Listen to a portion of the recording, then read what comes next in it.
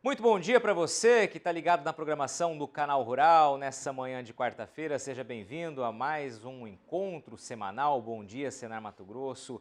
Você sabe que toda quarta-feira a gente está aqui para trazer informação para que você do outro lado da tela possa colocá-la em prática na sua propriedade rural, na sua atividade ligada ao campo. Hoje a gente dá sequência àquela parceria do Senar Mato Grosso com o Corpo de Bombeiros aqui do estado, né? E claro também o Canal Rural como veículo de condução dessa informação até você. É o quarto programa dessa série, serão 5 programas ao todo, para trazer informações sobre prevenção, resposta, enfim, como agir e como é a estrutura para agir combatendo, né, os incêndios florestais que costumam acontecer com maior volume exatamente nessa época do ano, né, o período mais crítico, o período de estiagem, onde, claro, o risco de incêndios dessa natureza aumenta exponencialmente aqui em Mato Grosso. Quem está conosco novamente, Tenente Wibe, tudo bem, Tenente? Seja bem-vindo, tudo bem? Já está de casa aqui agora, tudo certo?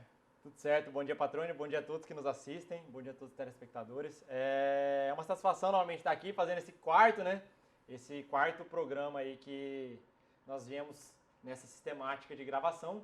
Então é uma satisfação mais uma vez e hoje a gente vai falar sobre resposta, né patrônio? Sobre Exatamente. o combate a incêndio propriamente dito, mas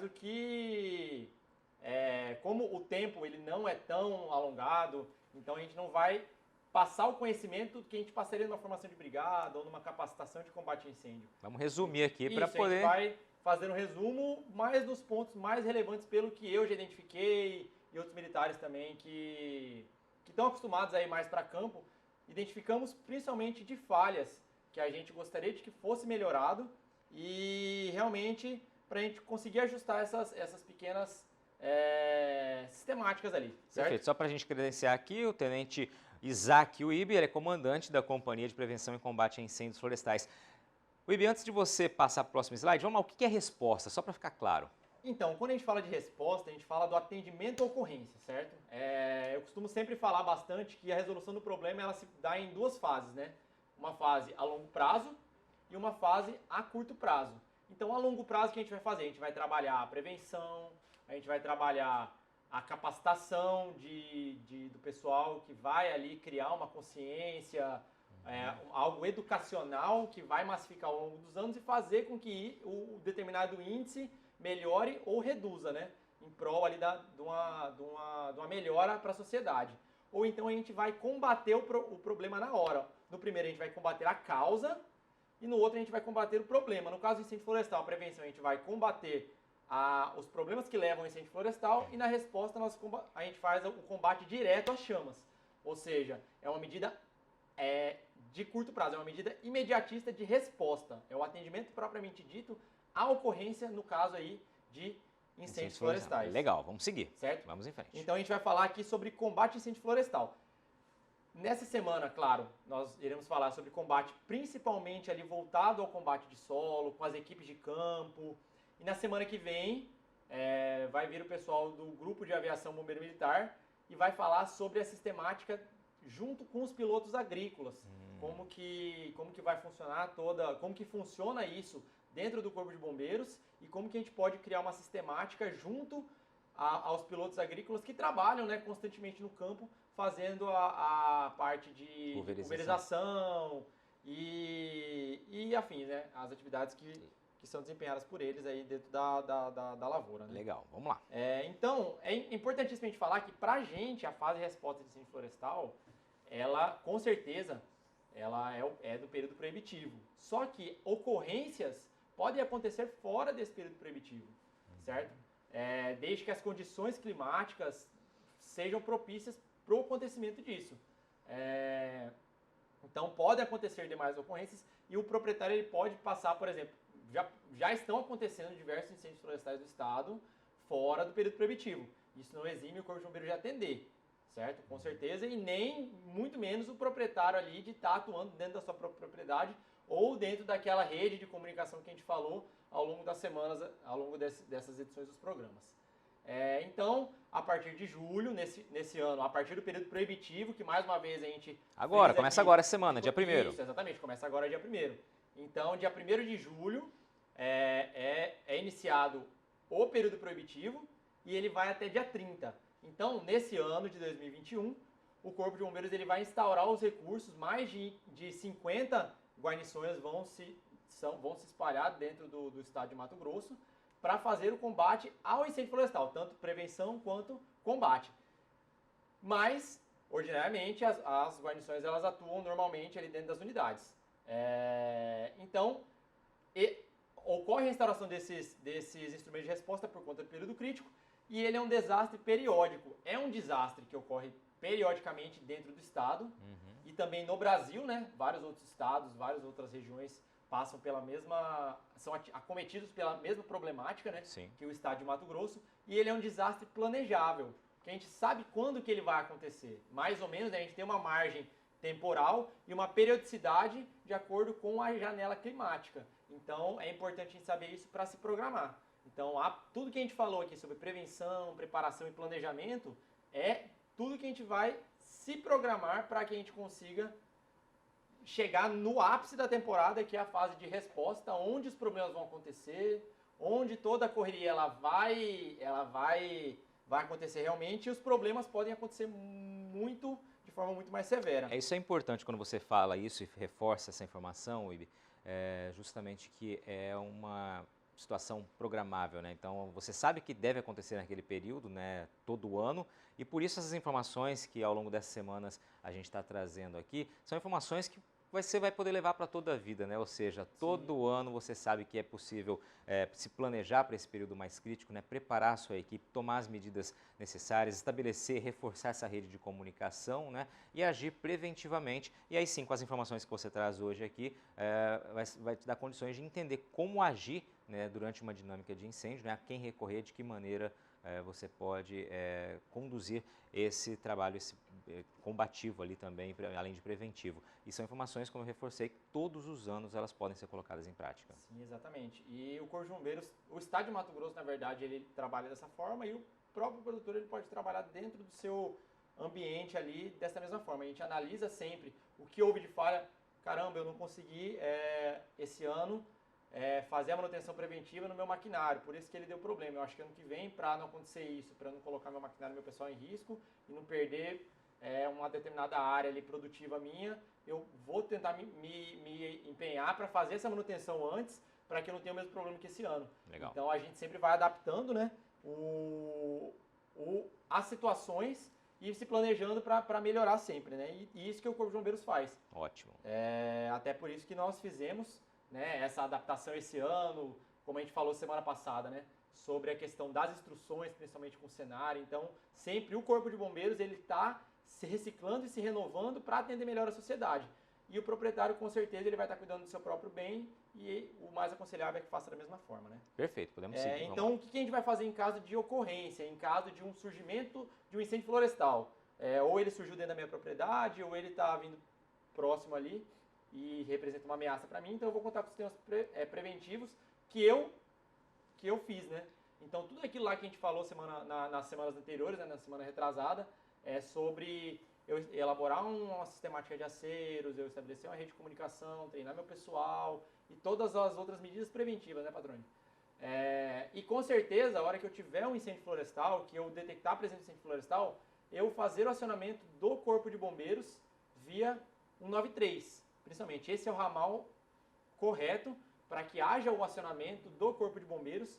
Entretanto, nessa fase, né, existem diversas ocorrências acontecendo em várias áreas diferentes e a gente prioriza as mais graves, né? Então, muitas vezes o Corpo de Bombeiros não vai estar presente, porém ele pode estar atendendo uma outra ocorrência, às vezes até a mesma ocorrência que você está inserido nela, só que em outra frente. Como o incêndio florestal é muito grande, às vezes a gente está na cabeça do incêndio florestal, às vezes está no flanco esquerdo, no flanco direito, e o seu incêndio está na cauda, né, na parte de trás, na parte que fica a favor do vento ali.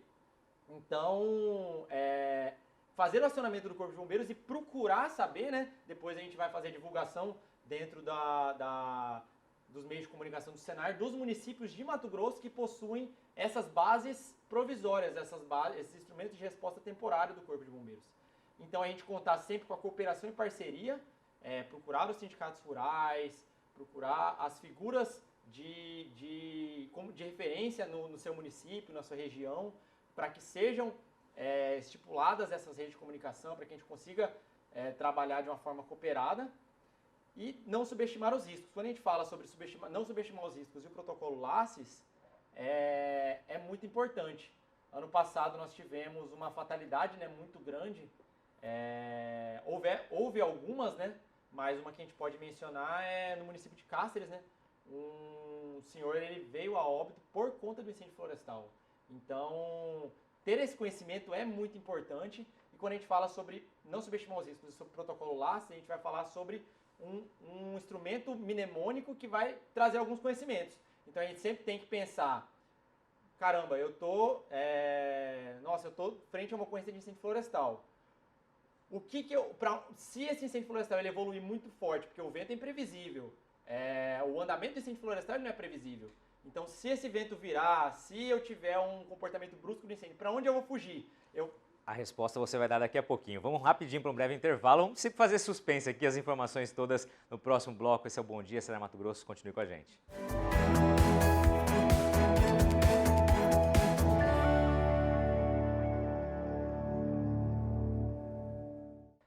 Estamos de volta aqui ao estúdio do Canal Rural Mato Grosso em Cuiabá. Este é o Bom Dia, Senar Mato Grosso. Hoje, trazendo para vocês o 4º programa dessa série, né? Resultado da parceria do Senar Mato Grosso, Canal Rural e Corpo de Bombeiros Militar aqui do estado, trazendo informações que podem ser colocadas em prática, né? Justamente para combater, prevenir, né? Evitar os incêndios florestais nessa época mais crítica do ano, período mais seco, né? Estiagem, onde o número de ocorrências tende, claro, a aumentar sempre, todos os anos, nessa época é um período de alerta, por isso as informações são extremamente importantes para você. Quem está conosco mais uma vez, reapresentando ele aqui, é o Tenente Isaac Wibe, do Corpo de Bombeiros aqui do estado. E no fim do bloco anterior, eu te interrompi porque você traria uma resposta, né? Como agir, exatamente falando sobre o protocolo LACES, como agir na hora em que você está numa ocorrência ali, o vento pode virar, pode inverter, né? Tem alguns cuidados que precisam ser sempre pensados ali para ser colocados em prática, né? Sim, patrone. O que a gente estava falando, né? Às vezes podem acontecer comportamentos bruscos, né, do incêndio, principalmente no incêndio florestal. A gente tem os fenômenos climáticos que influenciam demais. Então, pela corrente de convecção ou pelo próprio comportamento do vento mesmo, né, por si só, esse incêndio ele pode virar ou ele pode tomar proporções muito maiores que a gente imaginava, ele pode chegar muito mais rápido até um determinado ponto que a gente imaginava, então sempre é importantíssimo a gente, isso aqui é um anagrama, né, e é um anagrama com as iniciais em inglês, mas que a gente sempre tem que trabalhar a questão dos observadores, a gente sempre observando o incêndio florestal periodicamente, a todo momento, então provavelmente quem vai fazer isso é o gerente da fazenda, é o líder ali que vai estar à frente, geralmente quem conhece mais o território, ou quem for definido como o responsável ali por gerir tudo aquilo. Isso é muito importante, né? Já eu vou falar sobre isso. A gente tem que falar sempre que se for construído um acero, ele sempre tem que ser feito de forma ancorada, né? Igual a gente estava falando na semana retrasada sobre a confecção de aceros. A gente sempre tem que falar sobre zona de segurança, sobre uma rota de fuga. Então, o que a gente estava falando, se o vento virar em direção a nós, para onde que eu vou me abrigar, onde que eu sempre tenho que estar com isso em mente. Provavelmente ali para uma área com a vegetação mais úmida, eu vou correr para uma outra área queimada, se eu tiver condições às vezes de até tentar passar pelas chamas e ficar ali na área, desde que eu julgue isso como uma atitude que seja menos danosa do que eu ficar aqui na área que não está queimada, porque onde que é a zona mais segura de incêndio florestal? É onde já foi queimado. Uhum. Então, sempre onde já foi queimado é a área onde a gente vai ter maior segurança. Então, eu sempre pensar nisso e ter isso aí como rota de fuga. Se eu tiver, por exemplo, no alto de uma morraria, e o incêndio ele tiver na encosta dela, ele estiver em movimento de ascensão. Durante o dia, o incêndio florestal sobe muito rápido regiões de relevo, né? Então, eu saber que se eu estiver na parte de cima do morro, eu provavelmente vou ser atingido. Então, eu saber que essa é uma área que é perigosa. Uhum. Então, a gente sempre ter esse conhecimento, porque o meio ambiente, ele é muito importante. Mas a gente não pode colocar nossa vida em risco. Exatamente. Durante um incêndio, uma ocorrência dessa. Então, a prioridade sempre vai ser a vida. sempre vai ser a vida.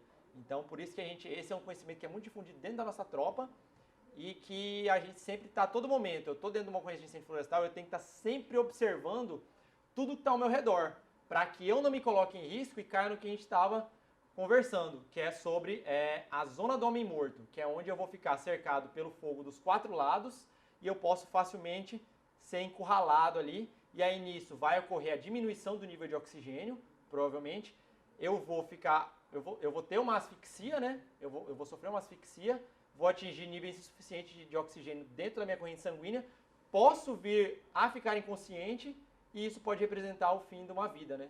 Então, muitas vezes no incêndio florestal não ocorre uma morte por queimadura por si só, mas inicialmente isso pode ser ocasionado principalmente por baixo nível de oxigênio, por hipóxia, né? Somente fazer um adendo aqui, quando eu falei no começo aqui sobre estabelecer um líder, né? Muitas vezes, na hora que a gente chega em algum atendimento que é coletivo, que é cooperado, muitas vezes existem 3, 4 fazendas diferentes atuando e o mais importante de tudo é que haja conversa entre esses vizinhos, esses colegas ali. Por exemplo, fulano vê uma fumacinha ali longe. Ele fala, vai chegar na minha fazenda, o que eu vou fazer? Eu vou pegar e vou colocar um contrafogo daqui para lá. E aí o seu João faz isso, o seu José faz isso, o seu Antônio faz isso, Dona Maria faz isso. E aí a gente cria vários outros incêndios que poderiam ser evitados, porque às vezes esse incêndio começou pequeno, mas por conta dos vários outros fogos que foram colocados, às vezes de uma forma não técnica, não planejada, a gente causa um aumento gigantesco dessa ocorrência e pode causar muito mais dano do que só aquele incêndio. Então, esse tipo de situação é comum acontecer? É muito comum, extremamente comum. Então, o que a gente gostaria de falar é para o pessoal, muitas vezes, agir de uma forma mais planejada, ou às vezes não tentar só livrar o seu. Porque às vezes ele vai livrar o dele, mas ele vai atingir mais 4, 5, 6, 7, 8, 10, 12, 20 fazendas. Então, ter a cooperação é muito importante. E é fundamental, né, internalizar essas informações e ter esse plano, né, estratégico de como agir com um líder como referência ali, como o tenente colocou aqui, porque na teoria é uma coisa, né, Wibe? Agora quando chega na prática, começa a ver o incêndio chegando perto, Sim. o fogo, bate aquele desespero natural, né, sem ter aquele preparo exato, acaba, claro, se não tiver muito bem orientado e certo de como agir, a situação pode fugir ao controle muito facilmente, né? Sim, com certeza. E é o que a gente vê comumente nas ocorrências, acontece isso. Perfeito. Então, Na tela seguinte você traz mais algumas informações aqui, né? Fatores que influenciam diretamente. Você já vinha comentando alguns pontos desses. Isso. Quando a gente fala do incêndio florestal, a gente sempre trabalha com ferramentas mnemônicas, né? Tem uma coisa que chama triângulo do incêndio florestal, que é pra gente sempre lembrar, que são as 3 partes principais. Só pra gente fazer uma contextualização, sempre o relevo ele vai influenciar muito e a vegetação ela vai influenciar bastante. O relevo, o incêndio florestal, eu vou trazer só um resumo aqui, ele sempre vai atuar de forma muito mais forte de baixo, subindo o morro, né, de dia, e à noite a tendência dele é vagarosamente ele fazer um movimento de descensão por conta da inversão térmica. A vegetação, a gente tem vários tipos de vegetação, então a gente sempre está no incêndio florestal e fazer a análise da vegetação que eu tenho em volta, qual que queima mais rápido, qual que queima mais lento, qual que tem a liberação ali de seiva por muito tempo e que vai ficar pegando fogo por muito tempo, liberando faísca, podendo causar uma reignição do incêndio, às vezes perto de um acero. Então a gente sempre ter essa percepção é muito importante. E isso a gente percebe com certeza que o pessoal já faz, principalmente os antigos, né? Então ter o conhecimento da vegetação que tem na sua propriedade é muito importante. E aí você vai saber o andamento dessa ocorrência. E principalmente as condições climáticas, que é onde a gente vai trazer principalmente uma coisa que a gente chama de regra dos 30. E saber disso é muito importante. O incêndio ele sempre vai apresentar uma periculosidade muito grande quando ele tiver um desses fatores ou esses fatores associados. Quando tiver mais de 30 graus de temperatura, que aqui em Mato Grosso comum, né? É quase condição. Todos os dias, né? Então, mais de 30% de inclinação do terreno. Então, o movimento de ascensão do fogo é muito, muito severo, né? A umidade relativa do ar inferior a 30%, que durante a temporada de incêndio florestal, durante o período também de estiagem, é muito comum, né? Também rotineiro demais por conta da ausência de chuvas. Vento superior a 30 km por hora, que no horário de pico ali entre 11 horas da manhã, 10 horas da manhã até 2 da tarde, tem uma virada de ventos muito forte e correntes de ar muito fortes e mais de 30 dias sem chuvas, o que também é extremamente comum. Então, durante o período proibitivo, a gente pensar que a gente está numa situação de risco e que muitas vezes a gente utiliza essa regra para a gente saber que a gente tem que empenhar esforços na hora certa.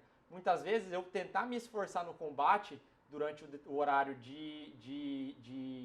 do meio-dia, 1 hora da tarde, não é o que vai conseguir trazer resultado. Às vezes eu esperar um pouco, esperar o incêndio, se ele não tiver atingido uma área que for de urgência e emergência, né? Eu esperar um pouco e direcionar meus esforços para um período um pouco mais tardio, principalmente se eu conhecer o terreno, em que eu vou conseguir economizar esforços e combater o incêndio de forma mais fácil. Certo? Maravilha. Então a gente sempre lembrar disso e ter isso aí sempre em mente. Mas se fosse para a gente falar de uma coisa mais importante aqui hoje, a gente falaria principalmente sobre a segurança. E pensar nisso também, né? Perfeito. Tenente Wibe, obrigado mais uma vez pelas suas informações aqui, sua participação com a gente. Muito legal ter essa companhia, né, e essas informações extremamente importantes divididas aqui. A gente agradece a sua companhia, a sua audiência. Obrigado mais uma vez. Um excelente dia. Até semana que vem.